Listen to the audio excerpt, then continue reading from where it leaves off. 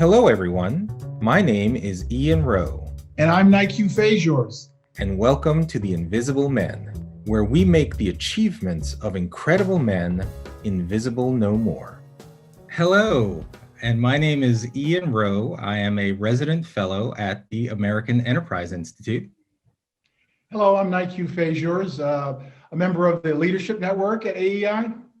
And welcome to the latest episode of The Invisible Men. As for those of you who have been following us, you know that we very excitedly try to uplift Black excellence, stories of individuals that you may not know, but are doing extraordinary things on a day-to-day basis. And sometimes with the dominant narrative, particularly these days around race, you might get the impression that, Black people are cowering in fear of the police or living in victimhood as it relates to the specter of white supremacy and oppression.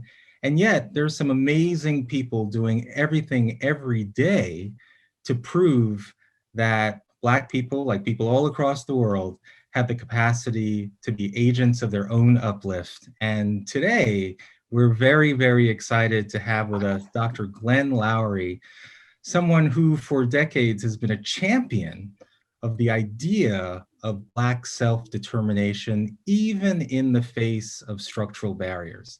Dr. Loury is the Merton P. Stoltz Professor of the Social Sciences and a professor in the Department of Economics at Brown University. We couldn't be more proud to have Dr. Glenn Loury join us today. Hello, Glenn. Thank you. Hey, Ian, thank you. Thank you, Nique. So good to have you. So good to have you. You have been an incredible voice for such a long period of time, but especially now as there's a lot of discussion around what's the right path forward for Black Americans, especially in light of the discussions we're having. But before we get to present day, so often, when people encounter Glenn Loury, oh my gosh, he's that amazing professor at Brown. He's been a writer, he's done this. But most people don't know who you were when you were 14 or 15 years old and how your path to your own form of prosperity. So tell us a little bit about where you grew up and what were the incidences in your life that led you to believe that you could be an agent of your own uplift. Okay, well, I won't take a long time. I could go on forever about this. I was born in 1948. Okay, that was 72 years ago. In Chicago, the South Side, to a working class family, my mother and father. My mother was a secretary. My father worked at the Internal Revenue Service. He worked his way up to a pretty high level of managerial authority in the IRS by the time he retired. But relatively modest background. My parents were divorced when I was young. My sister and I grew up with my mother in my aunt's house. My aunt was a businesswoman, her husband a businessman. They had done reasonably well for Black folk on the South Side of Chicago in the 1940s and 50s. So they bought a house in what had been an all-white neighborhood with a nice lawn and a backyard, decent school. And they took us in, my mother, my sister, and I, and that's where I grew up. Public schools in Chicago. I got a pretty good education. I also ran the streets. I had a girlfriend. She got pregnant. I was a father at the age of 18 and at the age of 19 and at the age of 20. And I dropped out of college. And long story short, I found my way to the Southeast Junior College, a community college that met in the wing of a vocational high school. The junior college met in the wing of a big vocational high school. Wow. On the southeast side of Chicago. And I got discovered there by a math teacher. I was taking calculus. I was always good at math. I mean, I loved it. I just was always good at algebra and trigonometry and solid geometry. That was just me. And this guy, Mr. Andros, a Greek man, Greek-American, retired from an engineering company, teaching in the community college, saw that I could do calculus really, really well. And he was an alumnus of Northwestern University, and he recommended me. The year was 1969.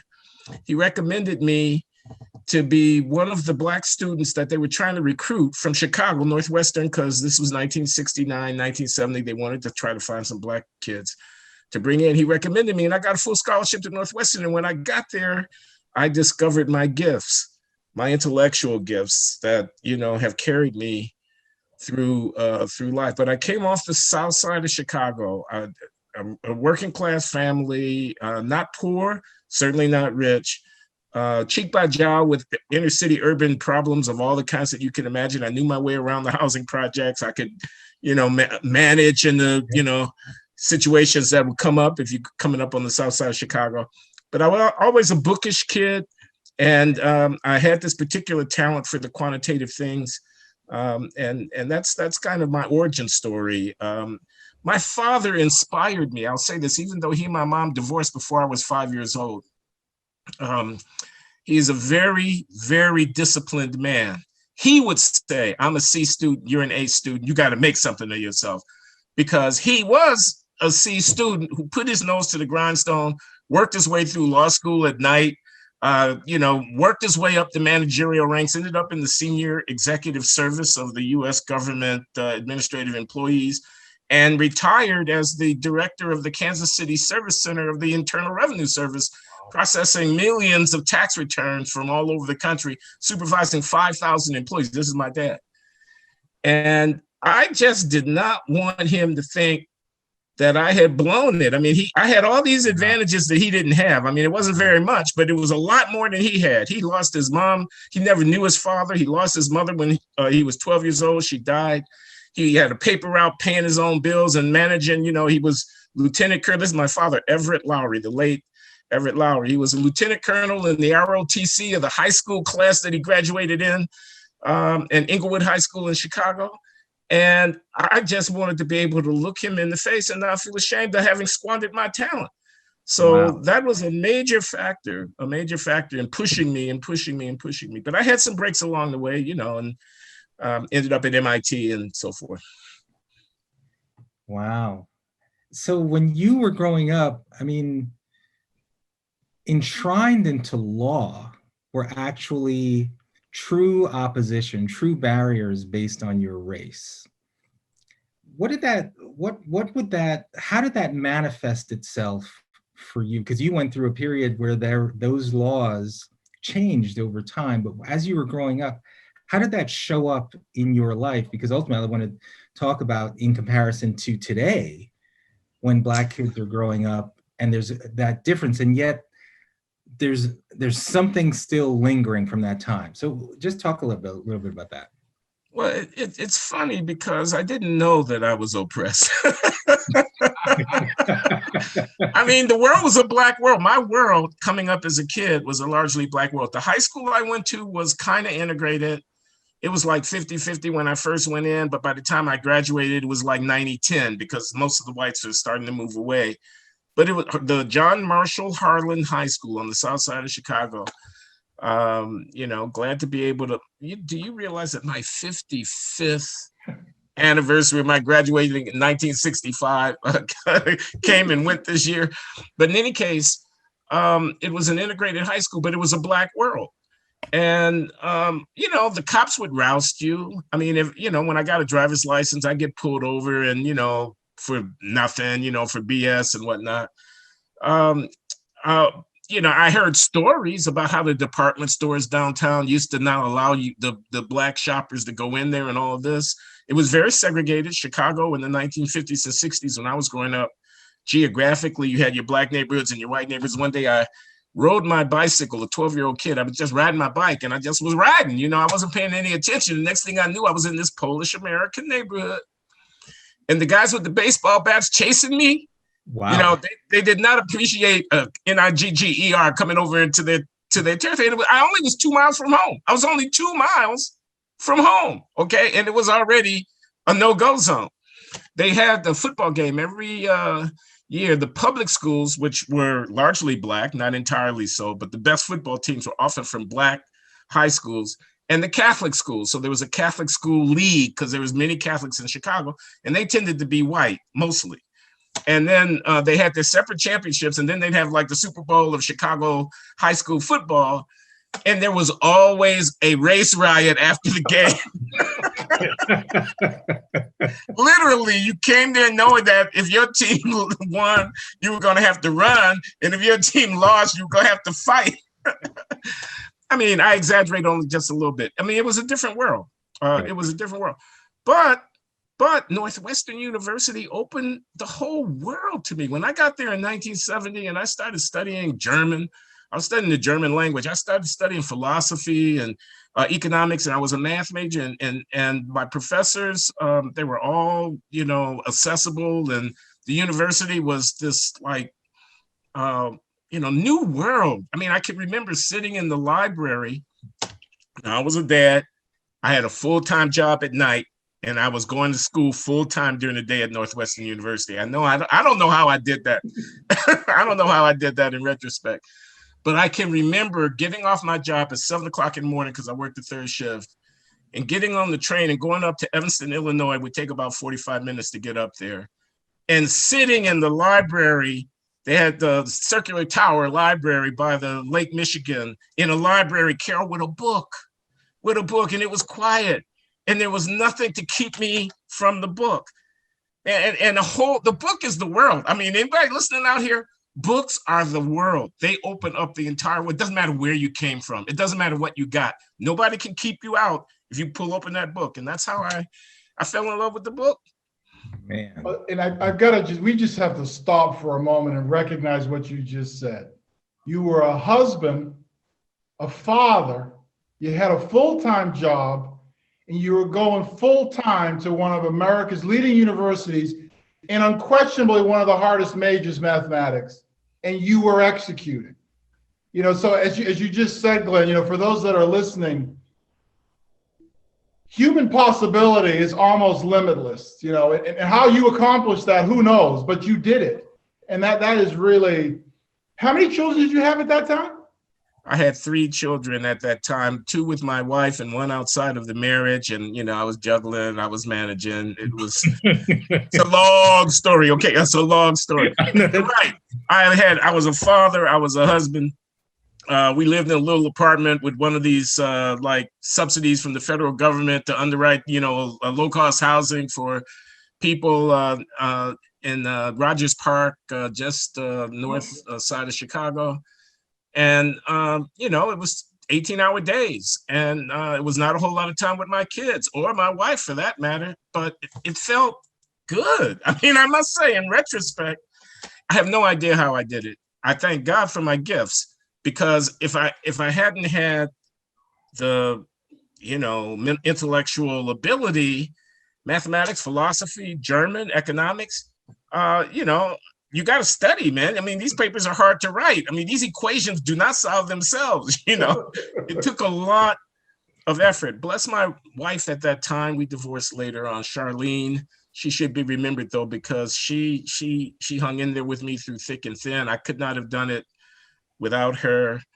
My children are over 50 now.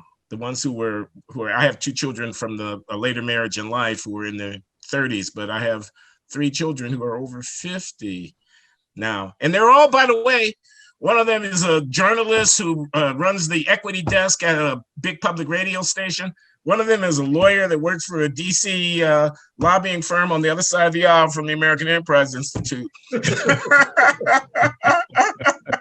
And one of them is a clinical psychologist, has a big practice, and is even with COVID is still raking in the bucks and seeing her patients by Zoom interview and whatnot like that. I mean, all my children, thank God, are prospering and making their own marks in the world.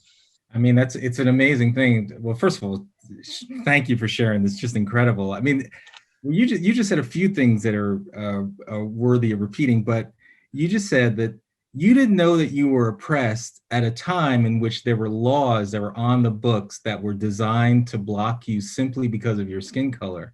So let's fast forward to today, where those kinds of laws are no longer on the books, and yet there is a segment of the Black community that is determined to convince other Black people that we are being oppressed. So what has changed that has created this kind of narrative?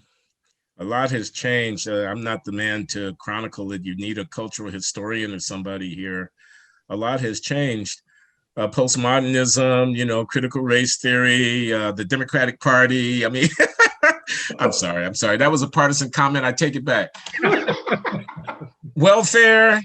I don't, here's what I can tell you.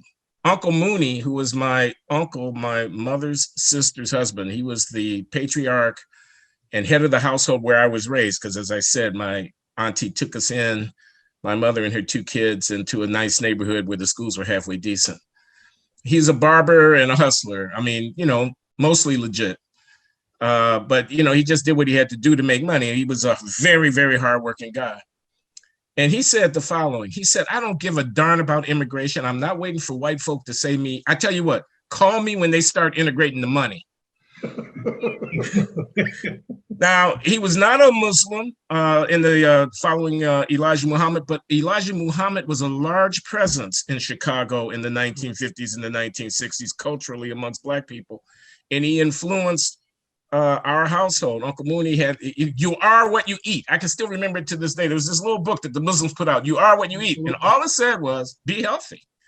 It just said, watch what you eat. Don't eat the pork because they don't want you to eat pork, but don't eat so much sugar, man. Don't eat so much salt, man. Eat a whole lot of vegetables. You are what you eat. Where you could. Now, who's going to tell you what to eat? Nobody is coming to save you from the fried chicken, okay? You got to decide not to eat it. If you want to live to be 80 years old, you don't need to be eating all that fried chicken. You are what you eat. Well, that's just, it's a small thing, okay? But it's symbolic and emblematic of this idea that we're not waiting for the white people to cut us some slack. Who knows what they're going to do? We're going to build a business. We're going to take care of our home. We're going to raise our kids. We're going to work our tails off. That was Uncle Mooney. That was Auntie Lois. That was Uncle Atler. That was, and what was the alternative? The alternative was just to languish. That's right. So I don't want to pat myself on the back. I just did what I did. But all the people around me were, almost all of them, not all of them, almost all of them were seizing the opportunities that were opening up. And by the way, the 1960s was a boom decade. There were jobs everywhere. When I dropped out of college and got the job I had to get because my girlfriend was pregnant and there was the baby, and you tended to marry, at least in the world that I grew up in, you tended to marry the girl that you got pregnant. I got a job the next day at a printing plant that doesn't exist anymore because it's been competed out of business and technology automated out of business. But there were probably 10,000 people working at the Lakeside Press. This is R.R. Donnelly and Sons. They had a whole campus of printing plants all over the coast of Lake Michigan on the near south side of Chicago. And they're all condominiums now, and high-tech office buildings and stuff like that, all these printing plant buildings. But I got a job there making $600 a month in 1967. That was a pretty good wage. I could rent an apartment. I could buy myself a car. I could whatever. So, it helped. Right. And it helped that I could get a job with a dropout from college making, a middle class, almost a middle class wage when I was 20 years old. So why do you think it's so enticing when people today are hearing the message that we do have to wait for the white man? We do have to, it's reparations. It's, these people have to renounce their privilege first. Like, why is it that that's so appealing versus what it feels like the pride that you had in determining your own outcomes? Why is it such a clash? Again, I feel unqualified to really answer the question. It is what you say it is. The tenor has shifted. In a way, I want to say almost that we Black folk, many of us have lost our way. You could point to the leadership. You could talk about the tenor of the times. You could talk about white liberals who are responsive to some kind of claims and not others. I think Shelby Steele, the writer, actually has his finger on some important stuff here. He's been saying the same thing for 30 years, but that's okay because I actually think he's got it right. We African Americans do have something to prove. This is something I don't think people understand. Slavery and Jim Crow exclusion damaged us. Okay, the quality of schools were poor. The nature of opportunity was unequal. The damaging effects of oppression all the way back to the days of slavery. For example, the freedmen in 1865 were largely illiterate. it was a largely illiterate population. In fact, this is one of the untold stories of the history of the United States, which is that Black people coming out of slavery taught ourselves how to read, so that by the time you get to 1900, 1910, the literacy rate amongst the African-American population is comparable to what you would have seen in a European population, even though we've came from a situation of almost nobody knowing how to read. This is Booker T. Washington kind of stuff here. We had to make ourselves, competent, effective, productive, disciplined, moral. This is Booker T. Washington, but it was true.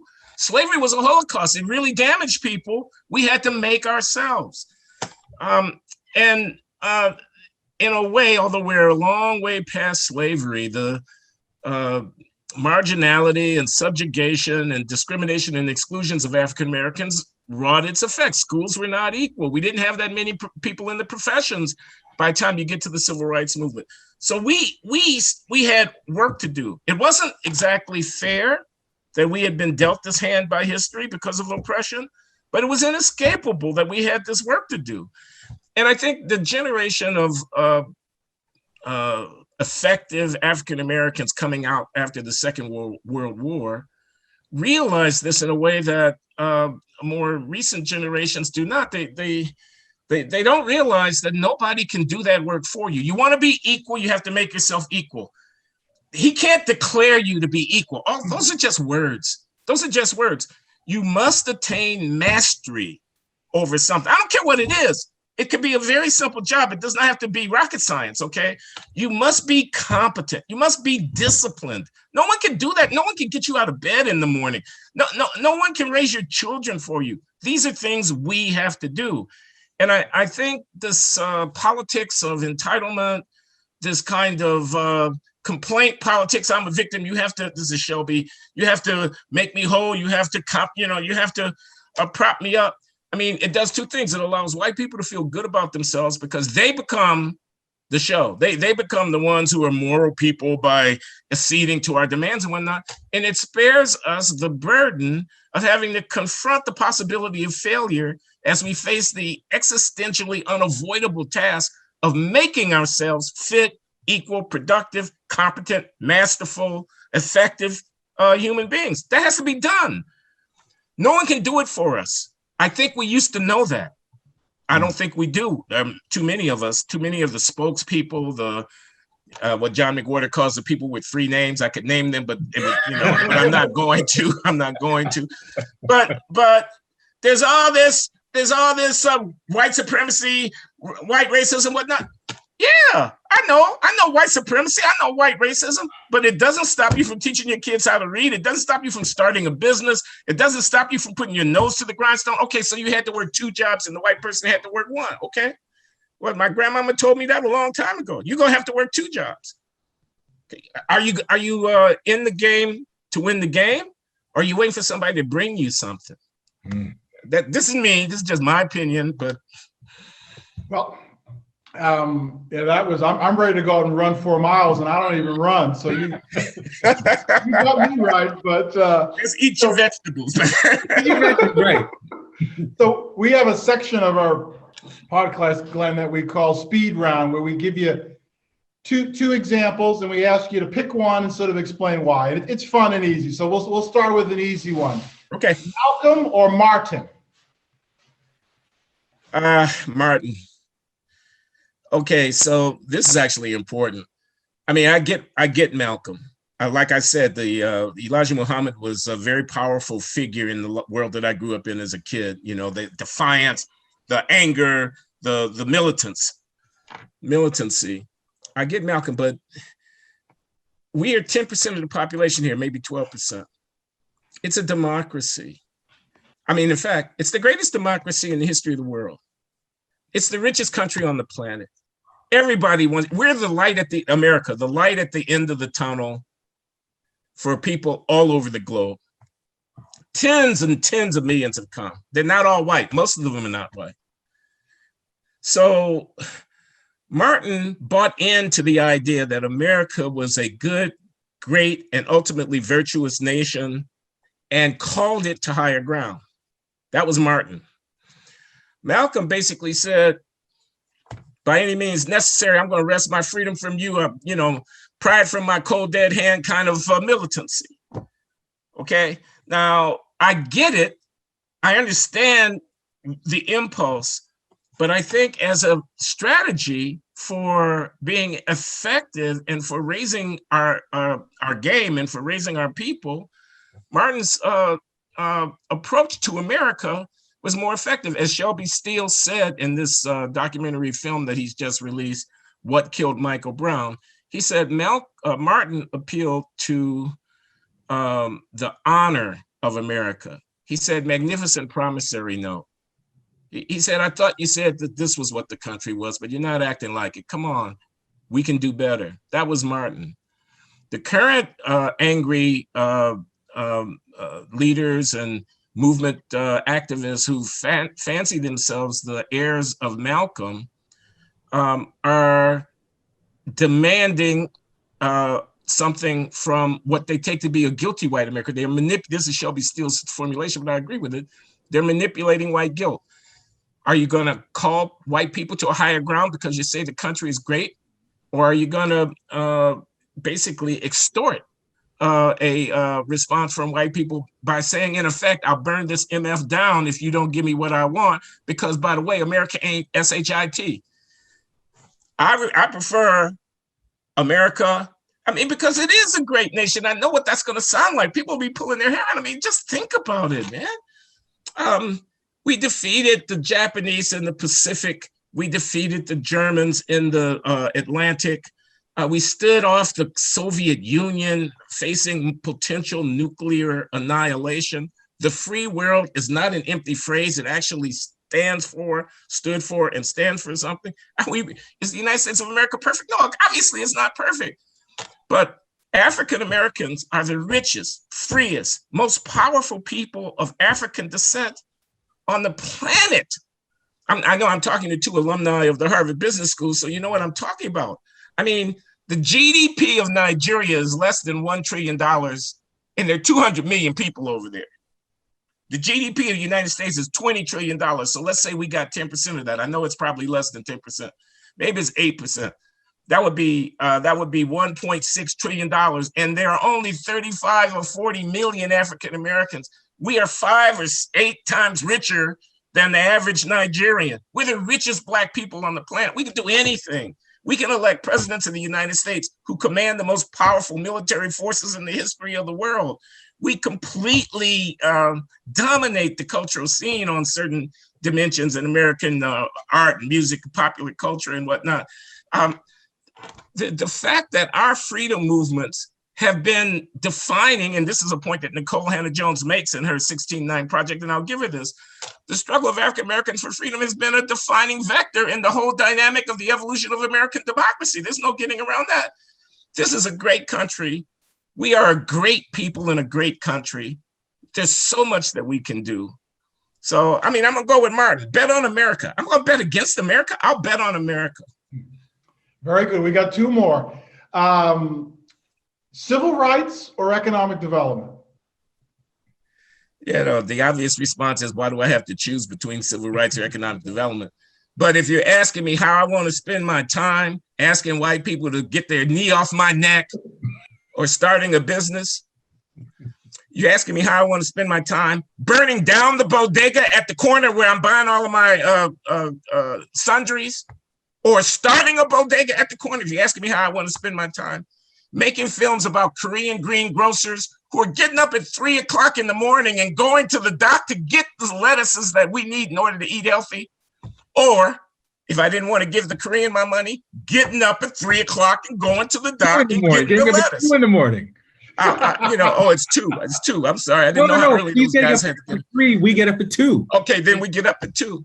I'll get up at 2. So economic development or civil rights, if it's a question of empowerment, I mean, now, if you had said question in 1950, it might have been a different answer. Right. But we got the Civil Rights Act of 1960, the Voting Rights Act of 1960, et cetera, et cetera, et cetera. We got basic equity of civil standing in the society. I mean, there are problems here and there. What we don't have is control over our own fate by being able to start, nurture, develop, build successful business enterprises, which is how, by the way, everybody else How did the Jews become so prosperous and powerful in the society, with all respect? By creating wealth. These people who talk about the wealth gap, yes, there's a wealth gap. They think the answer is reparations. I mean, the answer is starting businesses. Then you'll actually have something. Yeah. Absolutely. Last one is a little bit more fun. Again, it follows on some of your commentary on your podcast. Kanye or Jay-Z? I think I might want to be Jay-Z. He's worth a little bit more than Kanye. I mean, and you know, Kanye's a bomb thrower. I'm not deeply. I'm just, you know, my generation. I was born in 1948. I'm not deeply into the hip hop world. I don't know all of the different angles and stuff like that. I do appreciate from Kanye the fact that he's willing to push the what do they call it, the Overton window. He's willing to raise some things. Like he raises this abortion question, and you don't have to be a zealot to see that there's an issue. I mean, this is what I said on my podcast recently. I said, come on, man, you look at the numbers.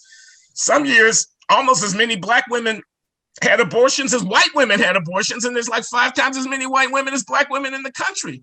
Now, that can't be healthy for our community. I mean, whatever you think about the kind of philosophy and morality of abortion, surely that's an indicator of something that's not entirely right in our family life and in our male-female relations and whatnot like that. I don't know, you know, I don't want to presuppose something here, but Kanye's willing to raise questions like that.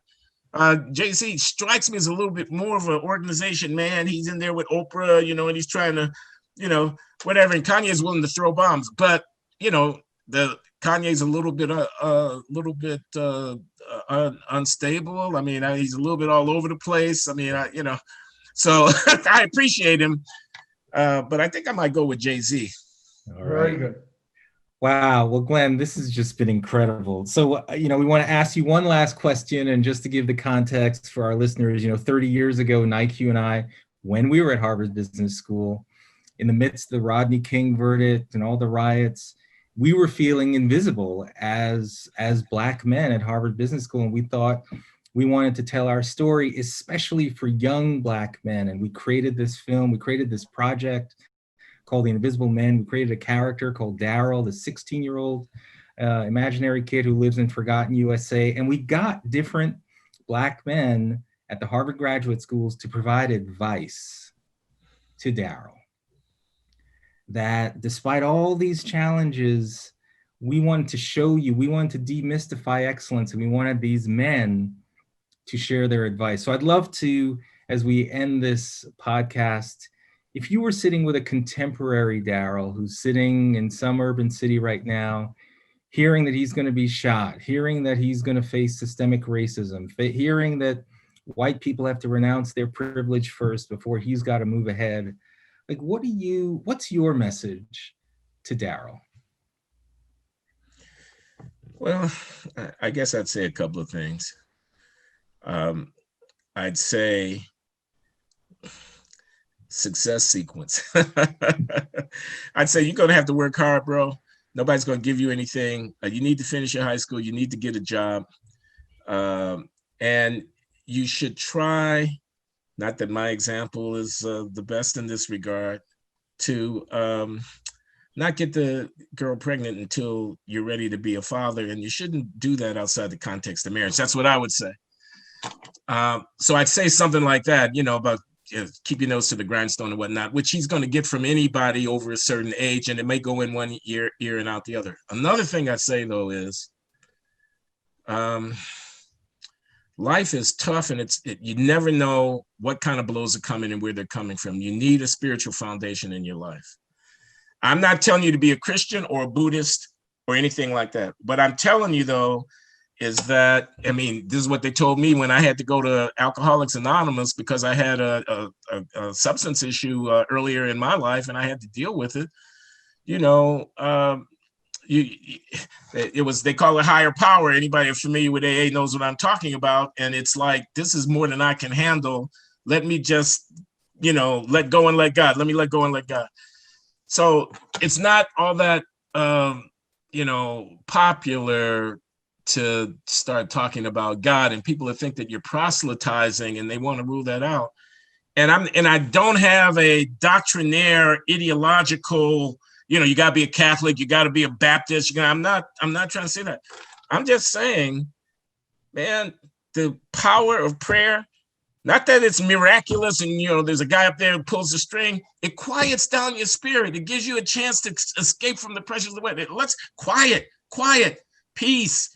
You are not in control of everything. You're in control of what you're in control of, but there's a whole lot of stuff. Acceptance, and what about duty? Things like this. Live an honorable life. Things of this kind. I try to somehow make that vivid. Preaching is not going to get it done. I'd have to say it in a register that he could understand. I'd have to convey it to him through characters and personalities that he thought were real. But I think that it's a universal point. I think you see it in every human culture. That man does not live by bread alone. That's how they put it in the Christian scripture. Man does not live by bread alone. What does that mean? That means that there is more than this. There's more than what you feel. There's more than filling your belly or releasing your sperm. There's more to life than what you can see and what you can touch. Reverence, something like that. I try to get that across, this spiritual point, because I think it's really, Daryl is going to have to weather some storms unless he's really, really lucky. He's going to need some spiritual resources in order to be able to do it. In order to be able to man up, do his duty when it's hard to do, he's going to have a reason why, more than just what he feels like, what feels good to him. It's not about what you feel, this kind of thing. Dr. Glenn Loury, that was incredible. Thank you for sharing with us even just a tidbit of your story and exemplifying excellence for so many years and so many of our listeners. And, just thank you. Really, it is, you are extraordinary. And thank you for your voice right now in our country. I feel like we're on a precipice, and your voice is helping to keep us as a country, not just Black people, our entire nation, to keep us on track to become a more perfect union. Thank you very much. It's been my pleasure, Ian. Wonderful. So appreciate and respect you. Oh, I appreciate hearing that, Nique. Thank you. Thank you for listening for another episode of The Invisible Men, and thank you, Dr. Loury. Thank you for watching another episode of The Invisible Men.